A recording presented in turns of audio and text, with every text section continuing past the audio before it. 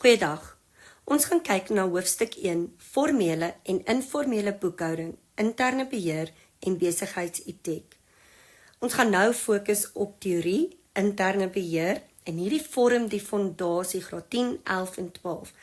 Weet dat jy gaan altyd interne kontrole moet gaan leer en jy gaan dit moet kan toepas in verskillende scenario's. Bladsy 13 tot 17. Wat is die definisie van interne beheer? 'n Normale samelewing word onderwerp aan sekere beheermaatreëls om orde en struktuur te verseker. Dink maar aan verkeersreëls, sekuriteitsmaatreëls en selfs skoolreëls. Kontrole is deel van ons lewens en word daar gestel om ordelikheid, veiligheid en 'n mate van beheer oor die samelewing te kan uitoefen. In elke onderneming word sekere maatreëls in plek gestel om te verseker dat gestelde doelwitte bereik kan word en ook om bedrog te voorkom. Hierdie interne beheer word verwys na die kontrole oor hierdie opgestelde reëls en regulasies wel nagekom word. Nou basiese interne beheermaatreëls. A. Interne besigheidsmaatreëls. Interne kontrole word ontwerp en geïmplementeer om te verseker dat die onderneming se doelwitte bereik word. Hierdie doelwitte is onder andere om te verseker dat alle finansiële inligting akkuraat en betroubaar is. Dit verseker dat werknemers hou by die beleid, riglyne en reëls van die onderneming. Dit verseker dat alle werknemers die norme en waardes van die onderneming respekteer en huldig.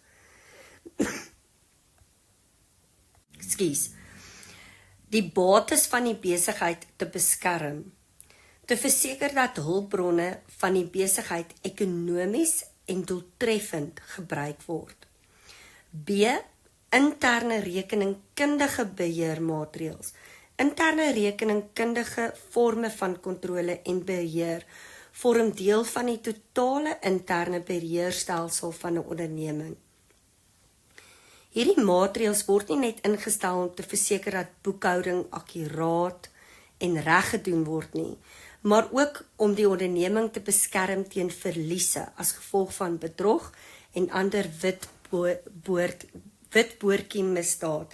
Nou wat die Engelse woord wat ons gebruik daar is white collar crime. In Afrikaans sê ons witboortjie misdaad. Hierdie verwys na nie gewelddadige misdrywe wat meestal deur professionele of gesagsgeviere gepleeg word in 'n sake of finansiële of regeringsomgewing. Hierdie misdade word dikwels gekenmerk deur bedrog, misleiding en die misbruik van vertroue en persoonlike of koöperatiewe gewin. So dis net dat jy verstaan wat white collar of witboortjie misdaad is. Die doelwit van interne rekeningkundige beheer is om te verseker alle inkomste wat verdien is, werklik ontvang word en dit korrek geboekstaaf word. Alle uitgawes gemagtig word en betalings korrek te boekstaaf. Jy wil nie hê dat enige Jan Trap kan betalings maak en daar's geen beheer oor dit nie en so kan bedrog plaasvind. Alle bates beskerm word en behoorlik in die rekeningkundige rekords aangeteken word. Alle krediteure en ander laste betyds betaal word en korrek geboekstaaf word, want anders gaan hulle ons rente begin vra. Ons gaan 'n slegte naam begin kry. Alle rekeningkundige verslae 100% korrek en betroubaar is. Enige foute en onreëlmatighede in rekeningkundige rekords opgespoor kan word. So basiese interne beheerprosesse. Interne kontrolemeganismes en optredes sal verskillend wees in elke besigheid. Hang af van een besigheid tot 'n ander. Dit sal afhang van die risiko, grootte, tipe en diversiteit van die besigheid. Die volgende basiese interne beheermaatreëls behoort egter by meeste besighede aanwesig te wees. Maak nie saak wat jy doen nie. Is jou kontrole oor kontant betalings. Enige besigheid het 'n bankrekening waaruit hulle betalings maak. So watter kontrole is daar oor jou kontant betalings? Meganismes moet in plek gestel word om te verseker dat betaling slegs gemaak word indien dit behoorlik deur die bestuur van die onderneming gemagtig is en opsigte van geldige besigheidsuitgawes en dat alle betalings behoorlik geboekstaaf is. Die volgende is voorbeelde van meganismes wat hiermee kan help. So hierdie is nou wat ons kan doen omtrent dit. Elektroniese fondsoorplasings of EFO's moet slegs gemaak word indien nodige dokumentasies en magtiging voltooi is. Slegs topsbestuurslede moet gemagtig wees om elektroniese betalings EFO's te bemagtig of te magtig. Nooit die boekhouer self nie. Dit laat net 'n deur oop vir moontlike bedrog wat kan plaasvind, al is hierdie jou boekhouer. Daar mag nooit 'n blanco magtiging geteken word nie. So ek kan nie net sê, ag, hier is die handtekening, maak die betalings. Onttrekkings by outomatiese tellermasjiene vir kontantbetalings moet so ver moontlik vermy word. Elektroniese magtigings vir groot bedrae wat as wesenlik belangrik vir die besigheid beskou word, moet deur 2 persone geteken word. So daar moet 2 mense wees wat toestemming gee dat hierdie transaksie mag plaasvind. Alle elektroniese fondsoorplasing EFO's moet dadelik wanneer dit vir betaling gelaai is in 'n kontantbetalingsjoernaal aangeteken word. So wanneer ons 'n betaling maak, gaan teken ons dit dadelik aan. Betaalde fakture moet gestempel word as betaal, sodat die stawende dokument by die EFO magtiging kan dien. Onthou, in 'n besigheid moet ons alle dokumentasie hou. Die stempel moet die datum waar dit betaal is, as ook die EFO magtigingsnommer duidelik aantoon. Aan die einde van die maand moet die bankstaat met die kontantbetalingsjoernaal vergelyk en versoen word. Die pligte om EFO's te bemagtig of te magtig, EFO's te laai, bankversoening te doen en kwitansies uit te reik, moet tussen verskillende persone verdeel word. Dit mag nie dieselfde persoon wees nie. As jy een persoon het wat al hierdie take doen, laat dit weer eens 'n deur oop vir moontlike bedrog om plaas te vind. Wanneer ons kyk oor kontrole oor kontantontvangse, so dis is wat ek wil hê jy moet besef. Jy gaan leer wat is interne kontrole en dan gaan kyk ons na verskillende kontrole oor spesifieke dinge wat in ons besigheid plaasvind. Soos ons het nou gekyk na kontrole oor kontantbetalings. Nou gaan kyk ons, maar watter kontrole het ons oor kontantontvangste? Daar moet reëls in plek wees. Jy kan nie hê iets gebeur en dan sê hulle, maar ek het nie geweet nie. Waar staan dit? Wat se reëls, hoe moes ek geweet het wat om toe te pas? Hierdie proses moet verseker dat alle inkomste wat die besigheid verdien, het wel ontvang word, dat dit korrek en akkuraat geboekstaaf word en dat dit sonder versuim in die lopende bankrekening gedeponeer word. Die volgende is voorbeelde en meganismes wat hiermee help. Kontantontvangses moet fisies beskerm word teen diefstal en inbraak. Alle kontantontvangses moet so gou as moontlik in die bank gedeponeer word en die bankdepositostrokies met die bedrae in die kontantontvangjoernaal vergelyk word. Dit moet ooreenstem. As ek sê ek het vandag 50.000 ontvang en dit wys in my KOE en jy dit gaan deponeer in jou bankrekening, moet die depositostrokie wys 50.000 is gedeponeer. As daar 'n verskil is, moet ons gaan ondersoek instel, hoekom is daar 'n verskil? Alle kontantontvangses moet dadelik in die kontantontvangjoernaal aangeteken word. Ek kan nie sê, ag, ek sal dit later doen nie, ek is gou besig met iets anders. Elektroniese oorbetalings moet eers in die kontantontvangjoernaal aangeteken word, wanneer dit op die bankstaat verskyn, en nie reeds wanneer die bewys van betaling ontvang word nie. Daar is soveel bedrog wat dit betref.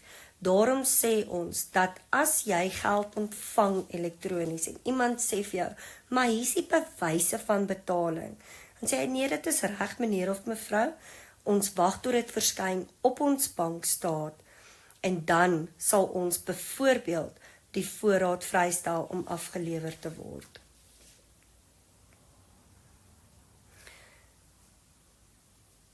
Aan die einde van die maand moet die bankstaat met die kontantontvangstjoernaal vergelyk en versoen word. So dis iets waaroor op ons meer fokus in graad 11.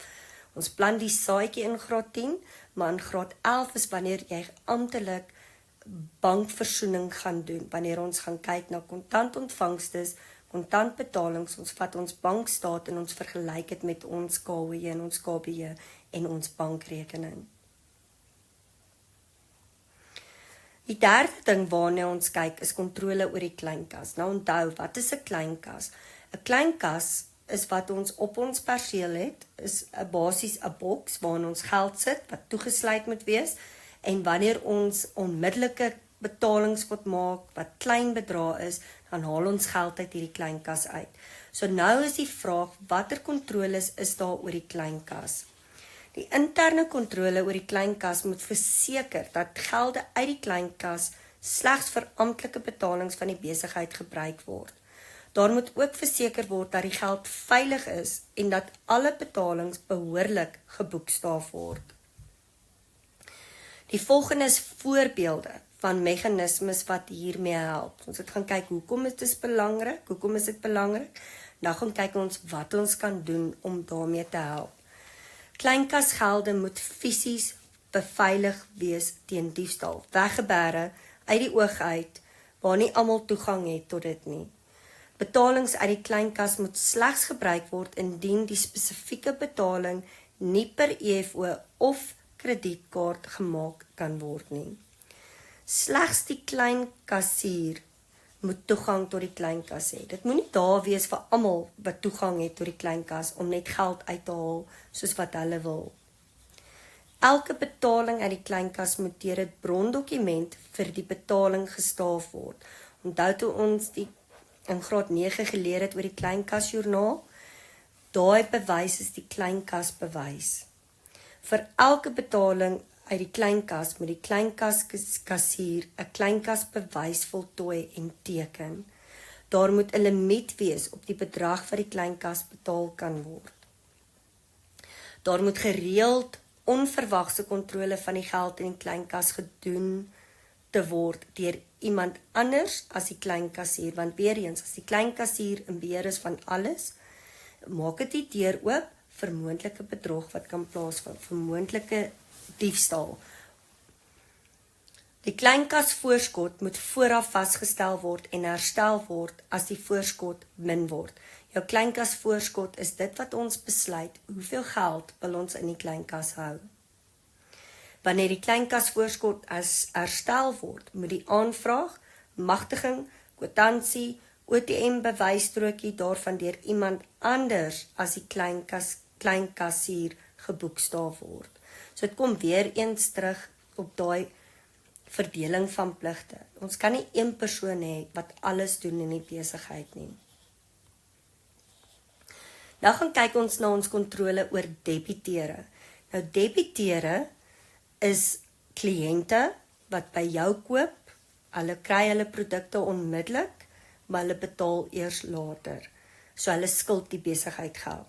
Of jy lewer 'n diens en hulle betaal jou eers later. Hulle vat dit op skuld.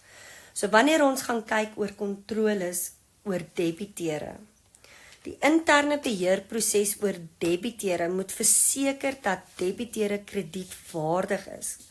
Kan hulle eintlik jou terugbetaal? Kredietverkope moet behoorlik geboekstaaf word.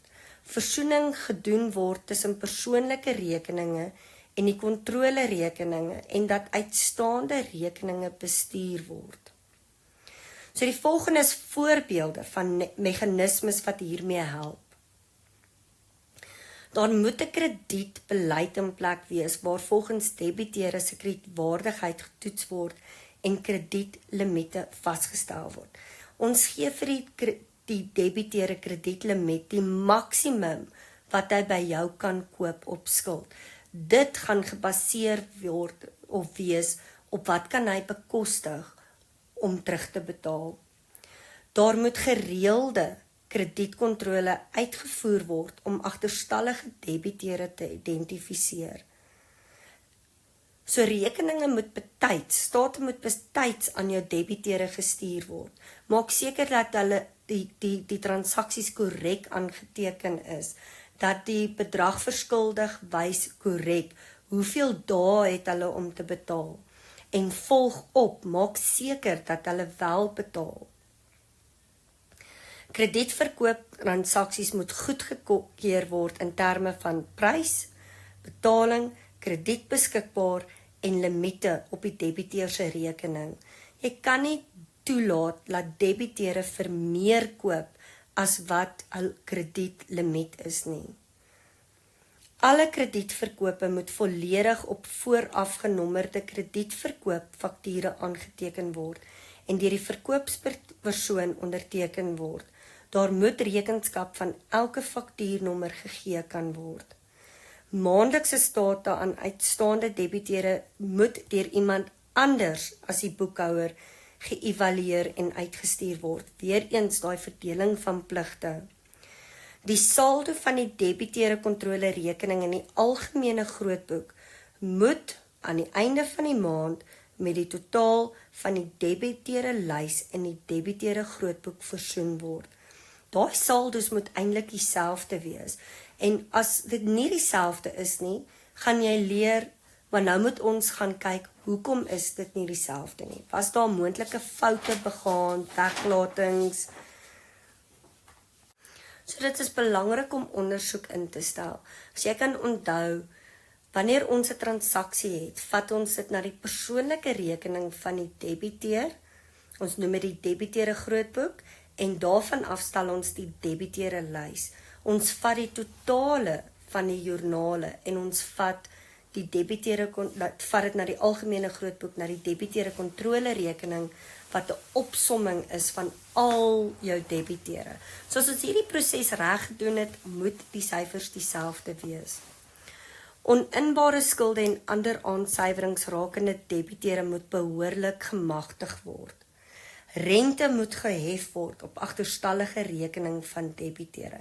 As ons vir hulle sê, jy het slegs 30 dae om te betaal, en nou sit al 60 dae en hulle het nog nie betaal nie, dan moet jy rente hef op daai agterstallige rekening. Dit sal maak dat hulle vinniger betaal.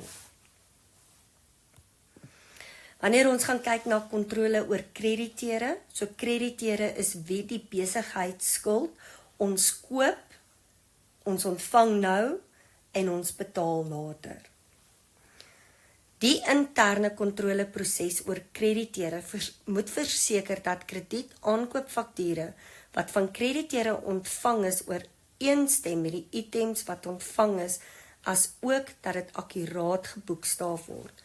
Versoening gedoen word met krediteure rekeninge en dat bedrae betaalbaar derentyd gemonitor word om agterstallige rekeninge en rentes te voorkom. Dit is so maklik in 'n besigheid waar jy 'n werknemer het wat 'n bestelling maak. Nou ons het net 50 items nodig, maar nou bestel hy sommer 60 items en die besigheid gaan daarvoor betaal. Hy maak seker wanneer dit afgelewer word, ontvang hy dit en die 10 items vat hy vir homself en hy sê maar daar's die 50 wat die besigheid gesoek het. So, dis hoekom dit belangrik is dat daar kontrole oor dit is. Die volgende is voorbeelde van meganismes wat hiermee behulpsaam kan wees. Aankooppryse en die korrektheid van fakture ontvang moet gekontroleer word. Die hoeveelheid goedere wat ontvang is, moet gekontroleer word deur dit duidelik op die faktuur af te merk. Jy kan nie laat die goed afgelewer word en ons sal later daarna kyk. Want wat as dit verkeerdelik afgelewer was? Wie is dan nou verkeerd? So daarom moet dit afgeteken word presies wat was op die faktuur en is die goedere ontvang en jy tik dit af. Daar moet beding word vir die beste moontlike terme en afslag. Dit kan gedoen word deur 'n goeie langtermyn verhouding met die krediteur op te bou of deur groot hoeveelhede van 'n item op een slag aan te koop. Fakture moet behoorlik nagegaan en aangeteken word sodat dit betaal word. Dit kan byvoorbeeld gestempel word. Ek sê weer, fakture moet behoorlik nagegaan en aangeteken word voordat dit betaal word. Dit kan byvoorbeeld gestempel word. Dieselfde persoon moet nie verantwoordelik wees om goedere aan te koop en te ontvang nie.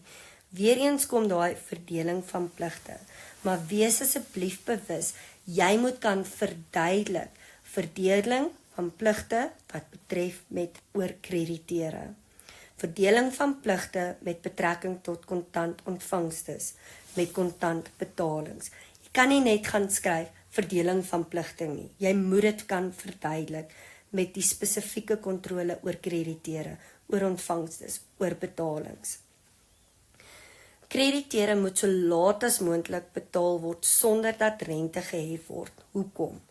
Ons wil eers geld ontvang van ons debiteure af, voordat ons geld uitgee aan ons krediteure. Want anders kan dit 'n kontantvloei probleem veroorsaak, veral as ek sukkel om geld in te kry vanaf my debiteure. Nou gaan kyk ons na kontrole oor betalings van lone en salarisse. Die interne beheerproses rondom betaling van lone en salarisse moet verseker dat betaling slegs gemaak word met die nodige magtiging aan bona fide werkers van die onderneming en dat dit behoorlik geboekstaaf word. So wat daai woord beteken is letterlik 'n egte of regmatige werknemer. Daar moenie wat ons noem spookwerkers wees. Ons betaal vir werkers, maar hulle bestaan nie eers nie. So bestaan hierdie werkers werklik vir die onderneming voordat jy enige betalings maak.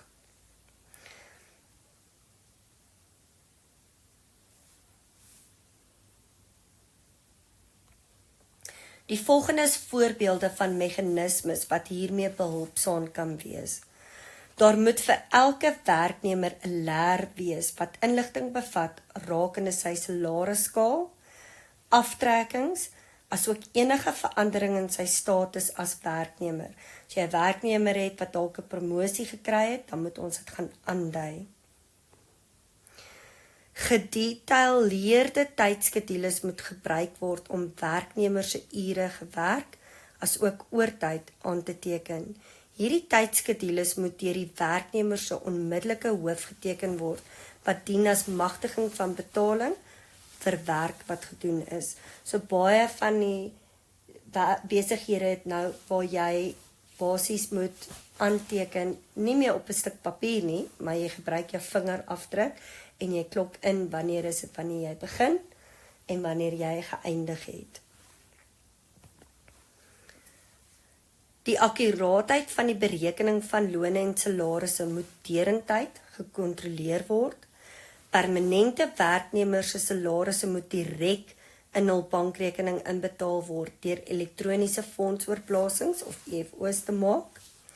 Die lys van salaristrekkers moet gereeld gekontroleer word om sodoende te verseker dat alle werknemers wel bestaan en steeds by die onderneming werksaam is en dat daar nie enige spookwerkers is nie. So hier praat ons van spesifiek ook jou groot ondernemings wat honderde mense aanstel, om seker te maak fisies dat die werkers wat nog op die sisteem is fisies wat nog werk vir die besigheid.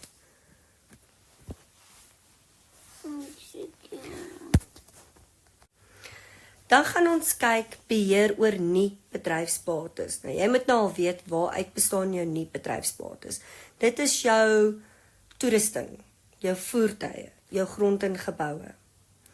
Die interne beheerproses oor nie bedryfsbates moet verseker dat bates slegs aangekoop en verkoop moet word met behoorlike magtiging, ook dat dit voldoende beveilig is en akkuraat geboekstaaf is. Die volgende is voorbeelde van meganismes wat hiermee behulpsaam kan wees. Nie bedryfsbates moet fisies beveilig wees teen diefstal en inbrake. So as ek 'n voertuig het, moet dit toegesluit word. Magtiging moet verkry word om nuwe bates aan te koop en daar moet ook deeglik op bateregisters boekgehou word vir elke nuwe bate wat aangekoop word. So elke liewe bate, jou toerusting, soos jou selfone, jou voertuie, jou rekenaars, jou skootrekenaars, elke liewe bate het 'n register, so dis 'n individuele rekord van daai spesifieke item. Wanneer is dit aangekoop? Wat is my waardevermindering? Was daar enige skade ensovoorts? So ek het 'n register vir elke bate. En wanneer ek daai register vat, moet ek fisies daai bate kan opspoor op my perseel in my onderneming.